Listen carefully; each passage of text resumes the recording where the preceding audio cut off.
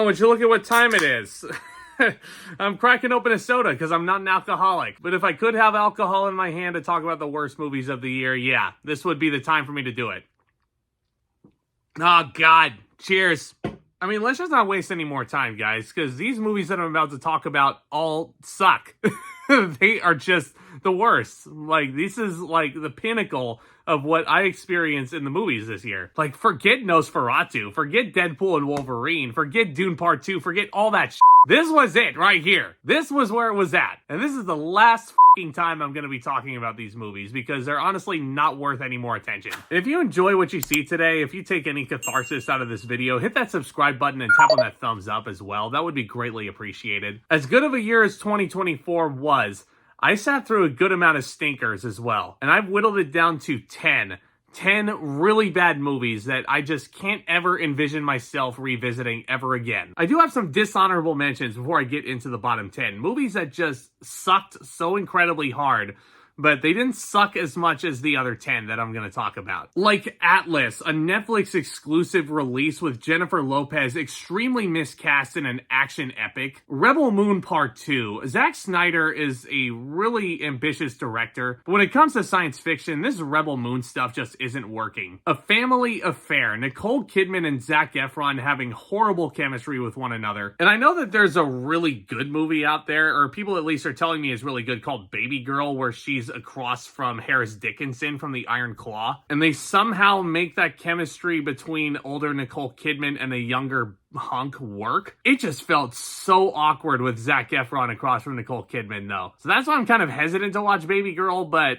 hey, maybe it's really good. Night Swim. Unfortunately, a movie that I have to mention here. This is one of the first movies I watched in 2024. I just didn't think this movie worked. As a short film, Night Swim works. As a feature length, not so much. Unfrosted, a biopic about the guy who invented Pop-Tarts, starring Jerry Seinfeld, the most unfunny comedian I've ever seen in my life. If you think Seinfeld is funny, that's totally fine. He just never did anything for me. And last but certainly least is Trap, M. Night Shyamalan's worst movie that he's come out with probably since The Last Airbender. Just so much nonsense floating around on screen that doesn't make any sort of sense. Those movies were all terrible. But again, not as terrible as the next 10 we're going to discuss. Let's begin.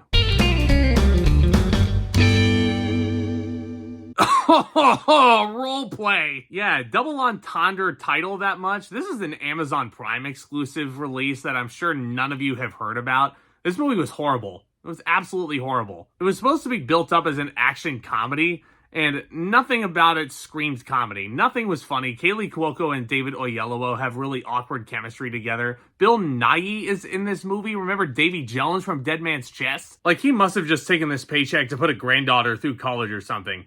Absolutely horrible flick.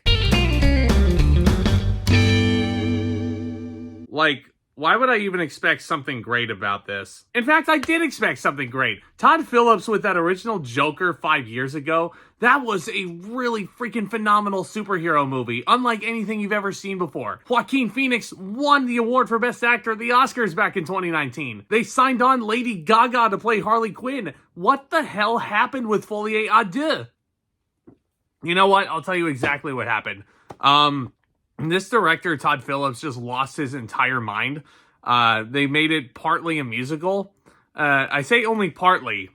It's not a full-fledged musical. If it was a full-fledged musical, this movie might have worked. But because they only did like 5 songs or something like that, there was so much tonal inconsistency with this. They wanted to make a goofy, dreamlike musical in addition to making a dramatic courtroom movie with the Joker at the helm. And then that they have to kill the Joker off at the end. That was probably the biggest insult of all time. And I don't care that I'm spoiling because this movie does not deserve to be seen. In a really piss-poor year for comic book movies, aside from Deadpool and Wolverine, Joker Folie à Deux is up there.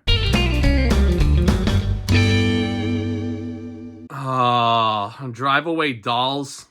You're telling me a Coen brother did this? Oh, look, there's some fun ideas in this movie, I guess. What the is Matt Damon doing in this movie? Everything about it just feels so dirty and disgusting and just not something you'd want to sit through on a regular. Our 2 leading girls are absolutely trying their damnedest to make this material work. And to an extent, I almost want to root for them. But nothing about this story was hitting for me.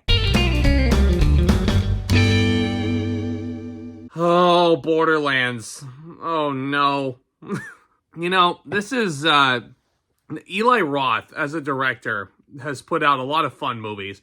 I am fully convinced that Borderland was not fully his vision. Kevin Hart and Cate Blanchett are playing diet versions of Guardians of the Galaxy that you'd find in a $5 bargain store bin. And Jack Black gives what I think may be the most annoying Jack Black performance I've ever seen in my life. And while there's certain aspects of this wasteland that look decent enough, there's just nothing appealing about this story, and everything just bored me. For video game movies, like as good as video game adaptations have been in recent years, Borderlands is very much near the bottom of the barrel when it comes to those.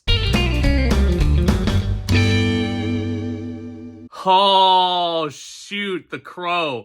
Bill Skarsgård played Count Orlok in one of the greatest remakes ever in Nosferatu.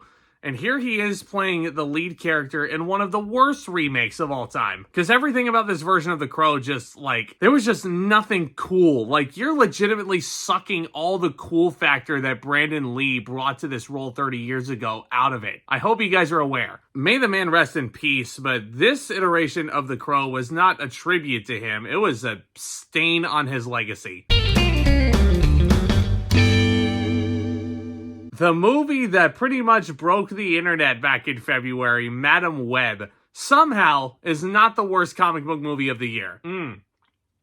That distinction goes to something else. I've been rooting for Dakota Johnson's career to really take a turn for the better, especially after 50 Shades of came out. But aside from one or two glimmers of hope, the projects she's picking are just nonsense. Madam Web was just filled with nonsense. How these girls perform CPR in this movie is not how you should ever do CPR in real life. And the fact that this movie is just another example of this studio just clinging on to everything they can with Spider-Man because the MCU is taking Spider-Man away. There's no doubt about that. They're clinging on to every little morsel that they can of this property. But the reason why these movies fail so much, I'll talk about it in a later entry, but Madam Web is just another prime example of why this Sony extended Spider-Man universe just never worked. For a while, Imaginary was my least favorite movie of the year, because it's just you're dealing with a fucking teddy bear. You're dealing with a teddy bear. And I will admit there are a couple of worse horror movies that we've gotten this year, but and I'll give Imaginary credit for this. The climax and the production design and the set of the climax, that looks like something fun. It looks like a really cool thing that you could walk through during Universal Halloween Horror Nights. To my knowledge, I don't think there was a house that was built around this scene in Imaginary, which is odd because this is a Blumhouse movie. And Blumhouse has put out some good movies in the past, but this was not a good year for them. Imaginary is one of those examples as to show you how this wasn't a good year. God, speaking of terrible, scary movies, this is a really good year for horror movies, but we got a lot of stinkers, too. Tarot is another one of those stinkers. Because again, they're fucking cards. We're supposed to be scared of cards. Now, I've done tarot readings, right? I've been the recipient of many a tarot reading. And they're really cool sometimes. The fact that they can kind of foresee into how you're thinking and how your mind is working, they can be really cool coincidences. These characters pick up a tarot deck that is not theirs, which is not something you should ever do.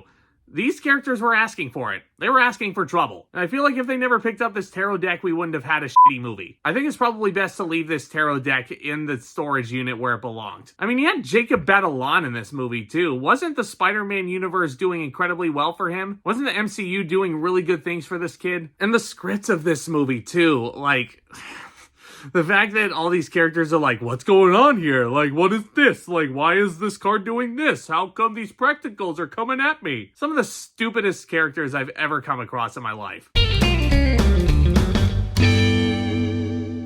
Craven the Hunter. Would you be intimidated by a man named Sergei Kravenov? This version I wouldn't be intimidated by. And congratulations, this is somehow the worst comic book movie of the year. And I said it right at the beginning when I played the Spider-Man 2 video game, how great the Craven character was realized there. I knew that this movie was going to piss me off so much. Because like I predicted, This version of Craven came nowhere near the intimidation factor of the video game Craven. It came nowhere near the intelligence factor of this Craven. We got a backstory for Craven that really doesn't make a lot of sense. Aaron Taylor Johnson is trying. Ariana DeBose is sleepwalking through this movie.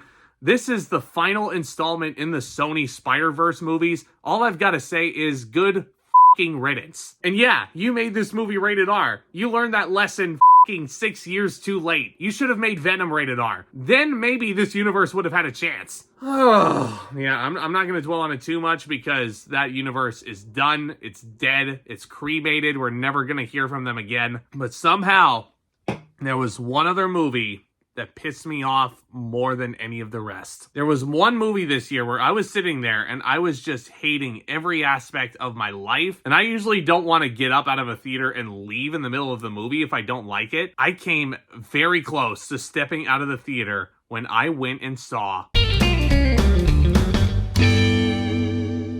Well, I'm afraid that this has topped the bottom of the year list. Now look, the fact that Afraid is all centered around this HAL 2000 ripoff from 2001: A Space Odyssey, and the fact that this Aya looks like a urinal cake shat on the St. Louis Arch, yeah, that looks incredibly stupid. And just how this movie is resolved. I knew I was in trouble very early on when I figured out that this director also did Twilight New Moon. Like, I shouldn't have even bothered if I knew that going in. John M. Cho, who I usually love, is just...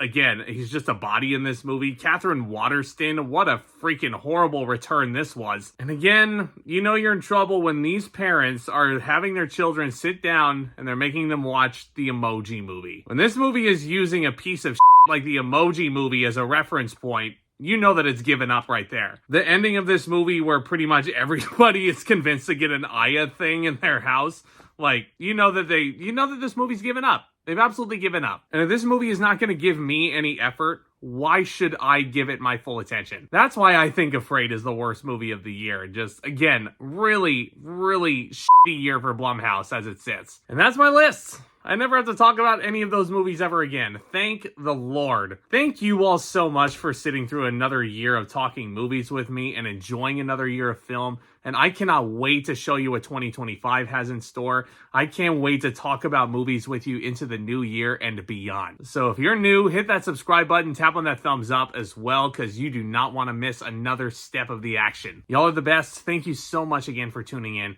And with all that being said, Back Talk, commence! Yeah.